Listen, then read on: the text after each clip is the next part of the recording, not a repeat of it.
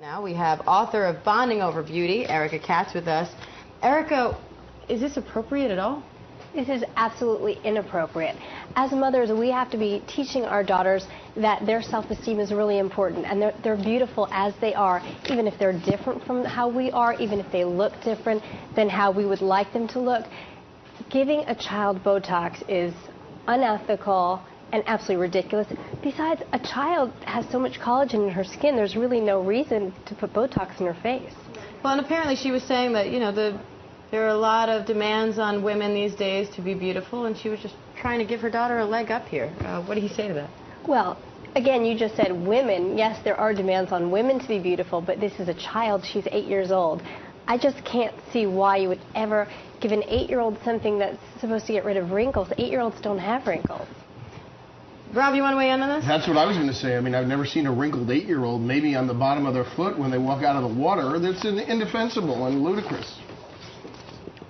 Who's going to do? Guy, how old were you when you started getting your Botox injection? I'm 76 years old, and I use Botox, and it's worked. But that's another story. And you look absolutely beautiful. I think we also have to realize that Botox is really a bit controversial because it is poison in the face, and I don't know why you would put poison in your 8-year-old's face.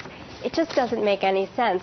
Look, if there was something really wrong with a child and the only way to cure it was Botox, something medically wrong, maybe there's a discussion, but she was injecting it in the child's face herself. She wasn't even a medical professional, so that's even worse. This woman sounds a little nutty. Yeah, I hope at least she didn't try plastic surgery by herself on the kid. No, I think that's maybe the point here, too. I don't know if this is necessarily a growing trend that we should all be outraged over. It could just be a really actually mentally disturbed woman who's doing horrible things to her daughter. It's probably not the worst thing that that kid is out of that house right now. But you do see sort of this trend towards beauty getting younger and younger and younger. Yeah. Younger and younger girls start wearing makeup. Sure. You know, they go to the salons and their mothers are telling the woman at the salon, I want her eyebrows arched.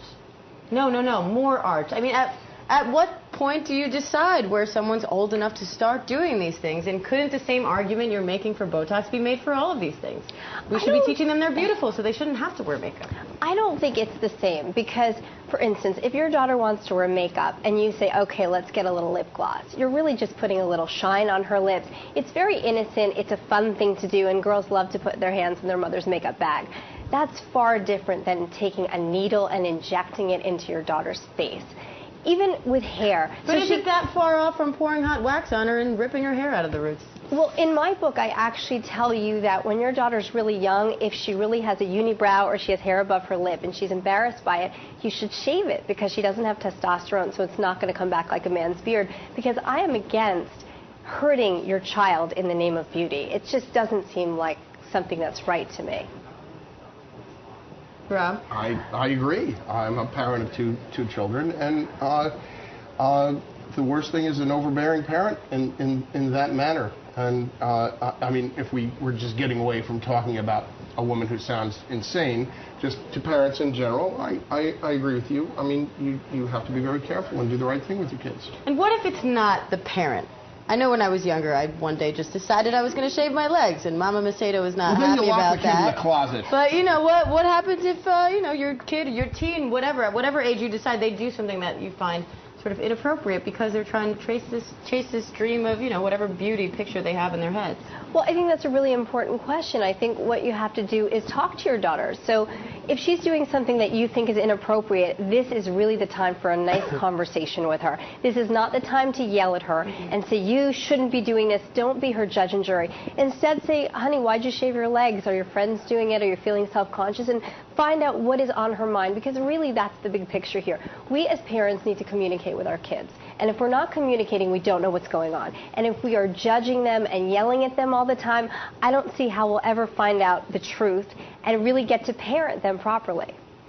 Now, what if I know a lot of your work talks about parents guiding their children to have self-esteem. What if the parent doesn't really have that kind of self-esteem? I'm willing to bet that this mother probably doesn't have the highest image of herself, and so she's sort of trying to help her daughter out. You know, they might think they're helping, so how do you present self-esteem to your child if maybe you don't have the highest sense of self-esteem for yourself? Well, I saw her on television, and she appeared to be somebody who does not have high self-esteem. But I think you need to recognize when you don't have high self-esteem, because you usually know if you don't feel good about yourself. And I think you have to try even harder to give your daughter self-esteem because you don't have it. And the best way to do that is to listen to her and focus on the positive. So, for instance, if she comes home and you think maybe red's not her color, instead of saying red looks terrible on you, say, you know, you look really great in blue. And try to focus on what's positive about her and not sit there and point at her face and say, you have dimples, we need to inject this with Botox. I think that's Did anyone ever tell you that about your dimples, Guy? No.